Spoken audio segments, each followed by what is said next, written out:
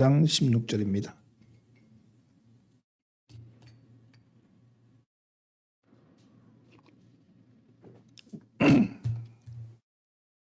한 목소리로 봉독합니다. 하나님이 세상을 이처럼 사랑하사 독생자를 주셨으니 이는 그를 믿는 자마다 멸망하지 않고 영생을 얻게 하려 하심이라. 아멘. 할렐루야. 메리 크리스마스. 메리 크리스마스. 잘 나오셨습니다. 앞뒤로 인사하면서 은혜 받읍시다. 오늘도 하나님의 한량없는 은혜와 평강이 이 시간 하나님의 예배당에 나와 예배하는 성도 여러분에게 충만하게 임하기를 주님의 이름으로 축원합니다. 미국 보스턴 근처에 있는 작은 마을 소머빌 시청 앞에는 성탄절을 기념하여서 성탄을 축하하기 위해서 예수님의 탄생 장면을 재현해 놓았다고 합니다. 구유에 놓여있는 아기 예수님을 중심으로 마리아와 요셉 그리고 동방박사들이 절하는 장면이 이렇게 작은 인형으로 이렇게 꾸며져 있었습니다. 시청 앞을 지나가는 사람들마다 그 광경을 눈여겨보고 있었습니다. 그런데 어느 날 밤에 장난꾸러기들이 아기 예수를 훔쳐가고 말았습니다. 그래서 예수님이 없는 성탄의 장면이 되고 말았어요. 이 모습을 알아챈 시청에서는 라디오와 TV를 통해서 계속 방송을 합니다. 아기 예수님이 없어졌습니다. 아기 예수님이 없어졌습니다. 가지고 간 사람은 도 제자리에 갖다 두시기 바랍니다. 가지고 간 사람은 제자리에 갖다 두시기 바랍니다. 이런 방송을 했대요. 얼마 전 문화선교단체에서 여론조사했는데 당신은 성탄절 하면 무엇이 제일 먼저 떠오릅니까? 하는 여론조사했대요. 대단히 통계 1위가 산타크로스래요. 산타크로스. 그리고 두 번째는 크리스마스 트리, 세 번째는 선물, 네 번째는 하얀 눈, 다섯 번째는 크리스마스 실, 그리고 여섯 번째는 크리스마스 이브, 그리고 일곱 번째가 교회였고 예수님은 7.2%였대요. 예수님의 생일에 예수님이 보이지 않는 것이죠. 내일은 여러분이 잘 알다시피 성탄절입니다. 우리 주님이 온 인류의 죄악을 대속하시기 위해서 인간의 몸을 입으시고 성육신하셔서 이 땅에 탄생하신 날입니다. 그래서 이 날은 온 세계 사람들이 기뻐하고 즐거워합니다. 근래에 와서 이 날의 본래의 의미가 잊어버리고 상업적으로 타락하고 변질되어서 세계 구석구석까지 이 날을 축하하게 되었죠. 11월 달이 되면 성탄 벌써 추위가 백화점에 장식이 됩니다. 일본에서는 그보다 더 일찍 한대요. 예수 믿지 않는 나라일수록 성탄절의 추리들은 화려해지고 있습니다. 성탄절에 대한 부정적인 이야기가 세 가지가 있습니다. 첫째는 성탄절을 없애자. 차라리 성탄절을 없애버리자. 둘째는 성탄절을 12월에서 9월로 옮기자. 세 번째는 성탄추를 없애자고 하는 거죠. 이유가 있습니다. 왜 성탄절을 없애자 그럴까? 예수님이 없는 성탄절이기 때문에 그렇다는 거죠. 예수님이 없는 성탄절, 그날이 1년 가운데 술을 제일 많이 팔리는 날이고 그날이 가장 음란한 날이고 죄를 가장 많이 짓는 날이기 때문에 성탄절을 없애자 그런다. 술이 가장 많이 팔리는 성탄절, 예수님이 없습니다. 성탄절의 주인은 예수님이죠. 그런데 왜 9월로 옮기자 그럴까요? 실제로 12월 25일은 예수님의 탄생일이 아니었습니다. 아시는 분은 아시겠죠? 로마의 신 담무스의 생일입니다. 담무스의 생일. 당시 로마인들은 12월 25일이 되면 축제를 벌렸어요. 담무스의 축제. 그래서 아주 음란하고 화려한 축제를, 그리고 사람들이 아주 방탕한 축제를 벌리고 있었습니다. 그런 축제 가운데 초대교회 교인들은 그 축제에 참여하지 않잖아요. 세속의 축제에 참여하지 않으니까 초대교회 교인들이 우리끼리 모여서 우리는 예수님의 탄생을 축하하자. 그렇게 탄생을 축하하는 그런 예배를 드리고 조촐한 모임을 가졌다고 합니다. 그래서 예수님의 탄생이 12월 25일이 된 거예요. 오늘이 대림절 마지막 주간이잖아요. 대림절은 주님의 오심을 기대하면서 기대하는 주간이거든요. 근데 대림절 마지막 주간인데 다음날 크리스마스가 있잖아요. 이건 원력이 안 맞는 거죠. 성경적으로 보면 9월이라고 그럽니다. 그래서 유대 크리스찬들은 지금도 9월 달에 성탄절을 지내는 크리스찬들이 있다고 합니다. 그러나 우리는 날짜가 중요한 게 아니에요. 날짜는 뭐 언제면 어떻겠어요. 예수님이 이 땅에 오셔서 우리의 죄를 짊어지셨고 죽었다는 십자가가 중요한 거죠. 우리는 성탄절보다 순환절이 더 중요하고 부활절이 더 중요한 거죠. 기독교인들은 성탄절, 탄생 그것은 그렇게 큰 의미가 있는 게 아니고 오히려 순환과 부활이 중요한 겁니다. 왜 출입이 없어질까? 그 이유는 성경을 들어서 설명합니다. 예레미야서 10장 34절에 이런 말씀이 있어요. 여러 나라의 풍습은 헛된 것이니 살림에서 벤 나무요 기술공의 두 손이 도끼로 만든 것이라. 그들이 은과 금으로 그것에 꾸미고 목과 장돌로 그것을 든든히 하여 흔들리지 않게 하나니. 이런 말씀이죠. 이 말씀은요. 이 말씀을 성탄의 추리로 해석하는. 그래서 이거 사실은 벤 나무에 은금으로 꾸민다는 것이죠. 그러나 5절에 보면 추리 이야기가 아니라 우상 이야기입니다. 우상을 섬기지 말라는 건데 이 추리는 아닌데도 불구하고 이것을 추리로 해석하는 사람도 있습니다. 이사야가 이 말씀을 기록할 때는 성탄절도 없었고 성탄 추리도 없었죠. 나무를 베어서 우상을 만들지 말라는 말입니다. 성탄의 추리는 우상이 아니죠. 이런저런 얘기가 많지만 성탄절을 성탄절답게 하기 위해서 이런 이야기가 나오고 있는 거죠. 지구상에 수많은 책들이 있지만 그 중에 책 중에 책은 성경책입니다. 하나님의 말씀이니까요. 성경 중에도 성경은 예수님의 말씀이죠. 그리고 예수님의 말씀 중에 가장 중요한 말씀이 바로 오늘 이 본문 말씀 요한복음 3장 16절 말씀입니다. 하나님이 세상을 이처럼 사랑하사 독생자를 주셨으니 이는 그를 믿는 자마다 멸망치 않고 영생을 얻게 하려 하심이라. 이게 말씀 중에 말씀입니다. 오늘은 하나님의 아들이신 예수님이 사람이 되신 날입니다.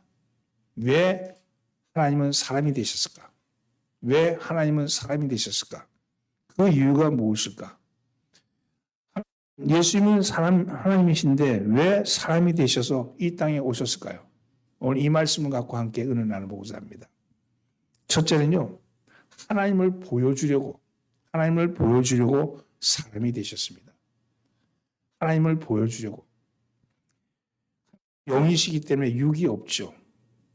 형체가 없으신 분입니다. 하나님은 영이십니다. 우리의 형상에 따라 우리가 우리의 모양대로 사람을 만들자 그랬잖아요. 그때 우리의 형상이 뭐냐? 영이에요, 영. 우리의 영이에요. 그래서 하나님을 보여주시기 위해서 예수님은 이 땅에 오셨습니다. 영이신 그분이 당신의 모습을 보여주기 위해서 이 땅에 오신 거죠.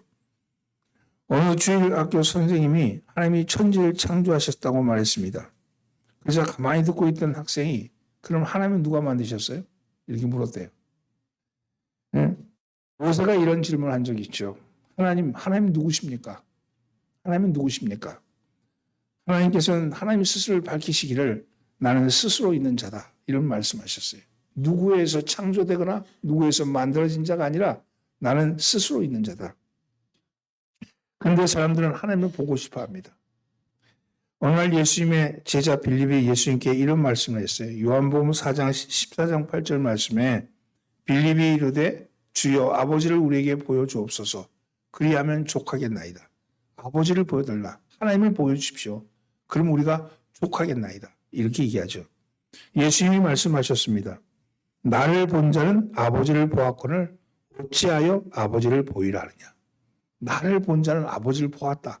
이렇게 말하잖아요. 육신이 없는 하나님이 육신을 가지신 하나님이 되신 분이 바로 예수님이십니다. 우리와 함께 살 수 없는 하나님이 우리와 함께 살 수 있게 된 것이 바로 하나님이십니다. 예수님이십니다.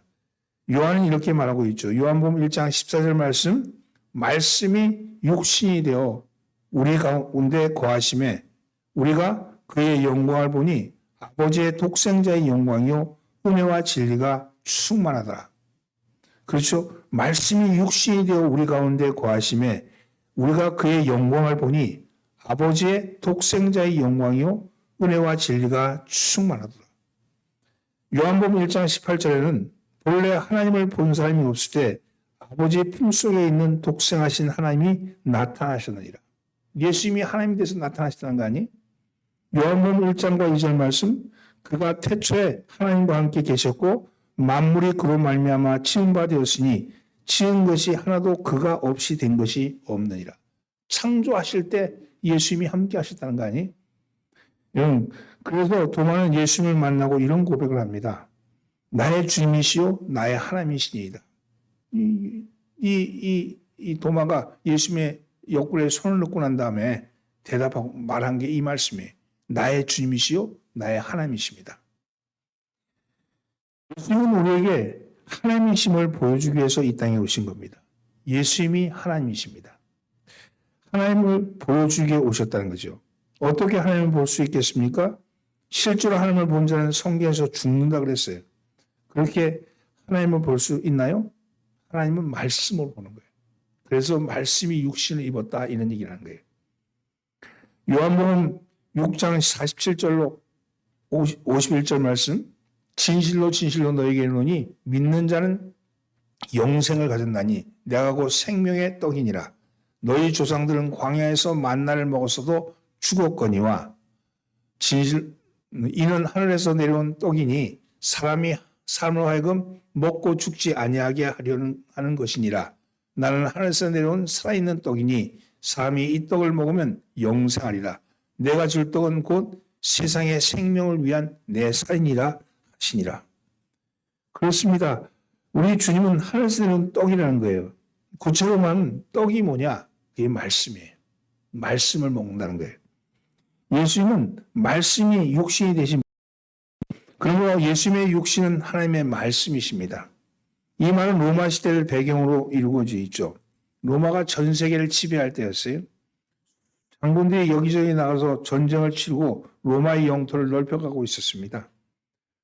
수많은 곳에 나가 전쟁을 하는 장군들을 지휘하는 황제의 가장 큰 고민이 있었습니다. 그건 작전 지시를 전달하는 방법이었습니다. 전화가 없던 시대죠. 사람이 전달하는 노예가 황제의 말씀을 가지고 가야 합니다. 가다 보면 적에게 붙들려 죽었습니다. 그리고 그래서 황제의 전략은 백일하에 드러나게 되죠. 이런 중에 황제가 생각에는 교묘한 말씀을 전달하는 방법이 있었습니다. 그것은 노예 머리를 다 깎는 거예요. 그리고 머리에다 황제의 명령을 바늘로 찔러서 목으로 뿌려서 우리로 얘기하면 타투로 새기는 거, 타투로. 그리고 조금 기다립니다. 머리가 어느 정도 자라게 되죠. 그러면 장군에게 보냅니다. 가다가 저에게 붙잡혀도 비밀이 탄로날 염려가 없는 겁니다. 황제가 보낸 노예가 장군에게 오게 되면 장군은 노예 머리를 다시 깎았습니다. 그리고 황제가 자기에게 주는 작전 명령을 받았습니다. 그리고 그대로 준행했죠. 노예가 장군에게 오는 사람들은 노예가 왔다고 말하지 않습니다. 멀리서 노예가 올 때 되면 군사들은 이제 황제의 말씀이 온다. 황제의 말씀이 온다. 그렇게 말하면서 노예를 영접했습니다. 예수님은 말씀이 육신이 되신 분입니다. 하나님이 사랑의 말씀을 받으면 사랑의 사람이 되죠. 하나님의 치유의 말씀을 받으면 치유의 사람이 됩니다. 하나님의 지혜의 말씀을 받으면 지혜의 사람이 됩니다. 하나님의 축복의 말씀을 받으면 축복의 사람이 됩니다. 하나님의 사명을 받으면 사명의 사람이 되는 거죠. 예수님은 하나님의 말씀을 보여주기 위해서 이 땅에 오셨습니다. 그래서 예수님의 일거수일투족이 바로 하나님의 말씀인 거죠. 하나님이 당신을 보여주기 위해서 예수님을 통해서 실제로 보여주신 겁니다. 이것이 하나님의 말씀입니다. 성막은 하나님의 나라를 보여주기 위한 그림이라고 그랬잖아요. 성막도 마찬가지로 하나님의 나라, 하나님의 계획을 보여주셔야 성막을 지으라 그런 거거든요. 그와 마찬가지로 우리에게 눈에 보이는 시청각으로 보여지는 말씀으로 하나님이 우리에게 오신 거예요. 두 번째는요, 참 사람을 보여주시기 위해서 오셨습니다. 그래서 에덴 동산에서 아담과 하와를 창조하실 때 첫사람은 죄도 없고 깨끗하고 성결한 사람이었죠. 하나님은 첫사람 아담과 하와를 하나님의 형상으로 창조하셨습니다. 그런데 마귀의 유혹을 받아서 마귀의 영을 받아서 악해지고 말았습니다. 영은 순수한 영, 그 영이 하나님의 영인데 하나님의 영을 교만으로 마귀의 영으로 바뀌어버린 거죠. 빌립보서 2장 6절로 7절 말씀에 이렇게 얘기합니다. 그는 근본 하나님의 본체시나 하나님과 동등됨을 취할 것으로 여기지 아니하시고 오히려 자기를 비워 종의 형체를 가해사 사람들과 같이 되셨고, 히브리 기자도 말합니다. 모든 일에 우리와 똑같이 시험을 받으신 이로되 죄는 없으시니라. 그래서 예수님은 죄가 하나도 없으신 창세 이래 참 인간이요 참 하나님이셨습니다. 타락하기 전에 인간의 참 모습이었던 거죠. 그래서 마지막 아담이라고 그러지 않습니까? 예수님은 참 인간이 어떤 모습인가를 보여주시기 위해서 이 땅에 오셨습니다. 어떻게 사는 것이 참 사람으로 사는지에 대한 모범을 주기 위해서 오신 겁니다. 자기의 이익이나 명예를 위해 사는 것이 아니라 다른 사람의 유익을 위해 사는 것이 어떤 것인지를 몸소 보여주시기 위해서 오신 겁니다. 그의 마지막은 아버지의 뜻에 죽기까지 복종하는 순복의 삶을 몸소 보여주신 겁니다. 박노해 시인은요, 참 사람으로 사는 법이라는 시에서 이렇게 노래합니다. 손해보더라도 착하게 친절하게 살자. 상처받더라도 정직하게 마음을 열고 살자. 좀 뒤처지더라도 서로 돕고 함께 나누며 살자. 우리의 삶은 사람을 상대하기보다 하늘을 상대하는 것. 우리의 일은 세상의 빛을 보기보다는 내 안의 빛을 찾는 것. 이런 시를 썼어요. 그렇습니다. 참 사람으로 사는 것은 손해를 보더라도 상처를 받더라도 좀 뒤처지더라도 착하게 친절하게 정직하게 마음을 열고 서로 돕고 나누며 사는 겁니다. 사람을 상대하기보다는 하늘을 상대하는 것이며 세상의 빛을 보기보다는 내 안의 빛을 찾는 것이 그것이 참 사람의 모습이다. 그런데 예수님은 그 모습을 몸소 보여주신 것이죠. 김기성 목사님은 이런 얘기를 합니다. 누군가의 이웃이 됨으로써 참 사람이 될 수 있다. 누군가를 품으려고 마음을 여는 순간 예기치 않은 생명의 힘이 생겨난다. 참 삶은 나 스스로가 존귀해지는 것이 아니고 누군가에게 나를 선물로 내어줄 때 이루어지는 것이다. 누군가에게 나를 선물로 내어줄 때 참 사람이 이루어진다는 거예요. 다른 사람과 잘 지내기 위해서는 세상이 자기를 중심으로 돌아간다는 자기 중심성에서 벗어나야 합니다. 자기를 세상의 중심에 놓고 판단하고 행동하는 사람들은 세상 모든 사람이 나의 고통에 응답해야 한다고 여기고 그것에 반응하지 않으면 속상해합니다. 내가 아픈 것을 저 사람이 몰라주는 것에 대해서 매우 속상해. 내가 아픈데 왜 너는 몰라줘? 나는 아프고 있어 지금. 근데 너는 왜 그 반응이 왜 그 따위야? 이렇게 생각한다는 거죠. 자아가 너무 강한 사람을 만나면 내 몸과 마음에도 상처가 많아집니다. 옆에 있는 사람이 아주 완고하거나 아주 소리가 높거나 고집스러우면요. 마음이 옆에 있는 같이 있는 사람이 마음에 상처가 나요. 여러분 반면에 만나면 편한 사람들이 있죠. 고집스럽지 않아서 자아로 남을 찌르지 않고 받아들이는 사람입니다. 성숙해진다는 것은 타자들도 나 못지않게 고통을 겪고 있다는 것을 알아차리는 것입니다. 그는 자기중심적인 삶의 방식에서 벗어나 다른 사람의 시린 마음을 감싸주는 삶이 될 줄 믿습니다. 풀 한 포기 꽃 한 송이에도 감탄할 수 있는 사람은 다른 사람이 입은 명품 옷을 부러워하지 않습니다. 속이 비어 있으면요 겉을 치장하게 마련이에요. 한 번뿐인 인생을 욕망의 포로가 되어 끌려다닌다는 것은 참 비참한 일입니다. 예수님은 어떻게 사는 것이 참사로 사는 것인지를 몸소 보여주시기 위해서 오셨습니다. 그래서 히브리 기자는 믿음의 주요 또 온전케 하시는 이인 예수를 바라보자 이렇게 말씀합니다. 여러분 예수님을 바라보면서 내가 참 사람의 모습을 보는 거죠. 그리고 내가 참 사람의 모습을 보면서 그 참 사람의 모습을 닮아가는 거죠. 그래서 우리는 예수 그리스도를 본받아 살아가는 사람들이잖아요. 본이라는 게 그런 거잖아요. 이렇게 본 뜬다 그러죠. 본 뜬다고. 옷감이나 이런 거 이렇게 자를 때 본을 떠서 자르잖아요. 본 뜬다고. 본받는 거예요. 그분을 따르는 거죠. 세 번째는요. 하나님 나라를 보여주시려고 주님이 오셨습니다. 하나님 나라를 보여주기 위해서 사람이 되었습니다. 하나님 나라를 본 분은 오직 예수님뿐입니다. 하나님 나라에서 살아본 분도 오직 예수님 한 분뿐입니다. 그래서 죄로 인해 죽을 수밖에 없는 우리를 하나님 나라로 부르시려고 이 땅에 오신 겁니다. 그래서 예수님이 이 땅에 오셔서 제일 먼저 하신 말씀이 바로 하나님 나라에 대한 말씀이셨습니다. 마가복음 1장 14절 15절 말씀, 요한이 잡힌 후 예수께서 갈릴리에 오셔서 하나님 나라의 복음을 전하시며 이르시되 때가 찼고 하나님 나라가 가까웠으니 회개하고 복음을 믿으라 하시더라. 하나님은 너무도 우리를 사랑하셨습니다. 그래서 하나님이 세상을 이처럼 사랑하사라고 하는 말씀은 세상 땅을 사랑하는 의미가 아닙니다. 세상을 사랑하셨다는 말씀은 사람을 사랑하셨다는 거예요. 그래서 이 세상의 사람들 한 명도 멸망치 않고 하나님 나라에 오기를 기다리고 있습니다. 베드로는 그래서 말했습니다. 베드로후서 3장 9절 주의 약속은 어떤 일이 더디다고 생각하는 것 같이 더딘 것이 아니라 오직 주께서는 너희를 대하여 오래 참으사 아무도 멸망하지 아니하고 다 회개하기에 이르기를 원하시느니라. 하나님 나라에서 사셨고 하나님 나라를 아시는 예수님은 하나님 나라를 우리에게 보여주시고 우리를 하나님 나라로 인도하시려고 오신 겁니다. 그래서 우리의 죄를 짊으시고 죽으신 겁니다. 인자가 온 것은 섬김을 받으려 함이 아니라 도리어 섬기려 하고 자기 목숨을 많은 사람의 대속물로 주려 함이라. 마가복음 10장 45절은 그렇게 말씀하죠. 그래서 바울은 말합니다. 로마서 3장 24절 말씀에 그리스도 예수 안에 있는 속량으로 말미암아 하나님의 은혜로 값없이 의롭다 하심을 얻은 자가 되었느니라.